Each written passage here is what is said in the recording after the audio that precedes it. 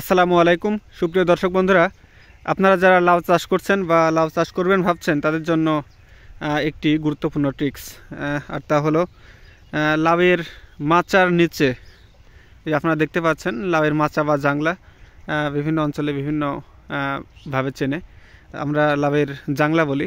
যাই হোক, এই জাংলার নিচে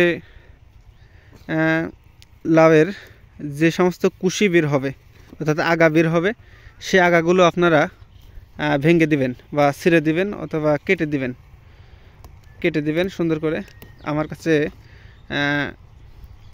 কাস্তে বা হাসি নেই, সেজন্য আমি হাত দিয়েই ছিঁড়ে দিলাম। তো এভাবে আপনারা ছিঁড়ে দিবেন। ছিঁড়ে দিলে গাছের যে আগা আছে, মূল আগা, সেটা সম্পূর্ণ শক্তি এই গাছটি পাবে। আর যদি আপনারা এমন আগা রেখে দেন তাহলে গাছগুলো দুর্বল হয়ে যাবে, মূল গাছটি শক্তি খুব বেশি পাবে না, সে কারণে গাছ দুর্বল হবে এবং ফলন কম হবে। তো আপনারা এভাবে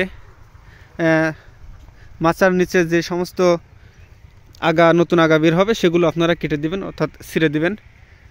এইভাবে আপনারা যদি চাষাবাদ করেন আশা করি লাউয়ের ফলন ভালো হবে এবং লাউ গাছ সতেজ, তরতাজা এবং শক্তিশালী থাকবে।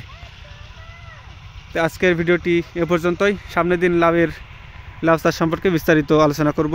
আমার এই ক্ষেতে কী লাউ অর্থাৎ কী জাতের লাউ চাষ করেছি সেটাও জানাবো। তো আজকের ভিডিওটি এ পর্যন্তই।